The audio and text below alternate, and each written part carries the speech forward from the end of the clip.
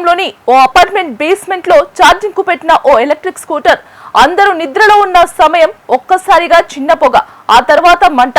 కొన్ని సెకండ్లలోనే భారీ పేలుడు. బేస్మెంట్ మొత్తం పొగతో నిండిపోయింది. పై అంతస్తులో ఉన్న వాళ్ళు కేకలు. చిన్న పిల్లలను చేతుల్లో పట్టుకొని బయటకు పరుగులు తీశారు. లిఫ్ట్ ఆగిపోయింది. కరెంట్ ట్రిప్ అయింది.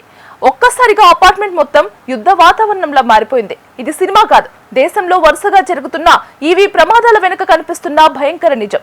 ఒకప్పుడు ఇదే ఫ్యూచర్, ఇదే నెక్స్ట్ జనరేషన్ టెక్నాలజీ.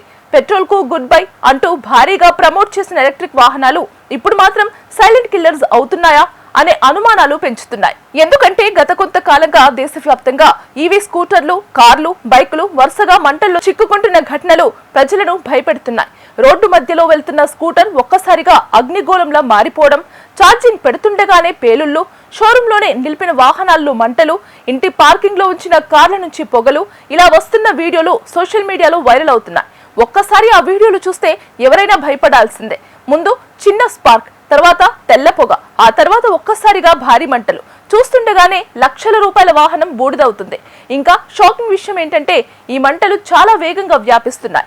పెట్రోల్ వాహనాల్లో మంటలు వస్తే కొంతసేపటికి తగ్గే అవకాశం ఉంటుంది. కానీ ఈవీ బ్యాటరీల్లో ఫైర్ మొదలైతే మాత్రం పరిస్థితి పూర్తిగా వేరేలా ఉంటుంది. ఎందుకంటే ఎలక్ట్రిక్ వాహనాల్లో ఉండే లిథియం అయాన్ బ్యాటరీలో కెమికల్ రియాక్షన్ ఆగదు. ఒక్క సెల్ వేడెక్కితే దాని పక్కనున్న సెల్స్ కూడా వేడెక్కుతాయి. అది చైన్ రియాక్షన్ లా మారిపోతుంది. కొన్ని సెకండ్లలోనే మొత్తం బ్యాటరీ అగ్నిగోళంలా మారిపోతుంది. దీనినే నిపుణులు థర్మల్ రన్ అవే అంటున్నారు. ఇక్కడే అసలు ప్రమాదం దాగి ఉంది. బయట నుంచి మంటలు ఆర్పేసినా లోపల కెమికల్ రియాక్షన్ కొనసాగుతూనే ఉంటుంది.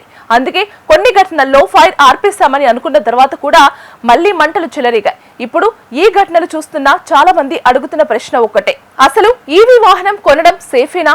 ఎందుకంటే ఒకప్పుడు పెట్రోల్ ధరల భయం ఇప్పుడు బ్యాటరీ పేలుల భయంగా మారుతోంది. ప్రత్యేకంగా వేసవి కాలంలో ఈ ప్రమాదాలు మరింత పెరిగే అవకాశం ఉందని నిపుణులు చెబుతున్నారు.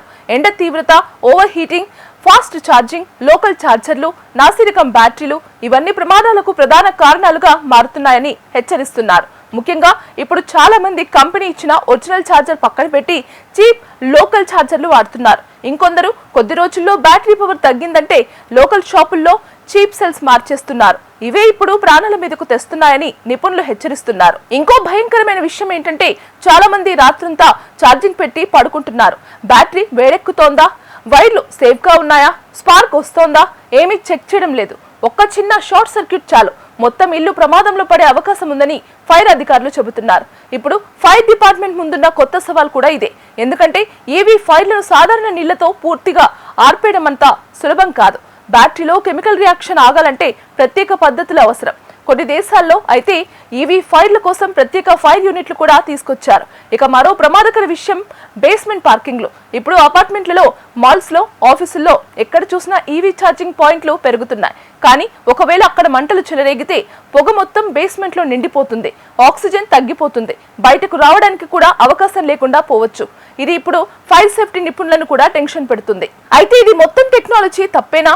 నిపుణులు మాత్రం అలా అనడం లేదు. సరైన కంపెనీ వాహనం వాడితే, సేఫ్టీ స్టాండర్డ్స్ పాటిస్తే, ఒరిజినల్ ఛార్జర్లు మాత్రమే వాడితే, ఓవర్ ఛార్జింగ్ చేయకపోతే ప్రమాదాలను చాలా వరకు తగ్గించవచ్చని చెబుతున్నారు.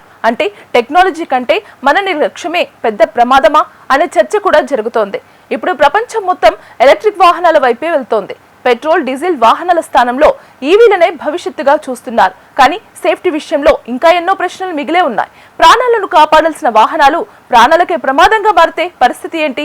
ఫ్యూచర్ టెక్నాలజీపై నమ్మకం పెట్టుకోవాలా లేక భయపడాలా? ఇప్పుడు దేశవ్యాప్తంగా ఇదే చర్చ జరుగుతోంది.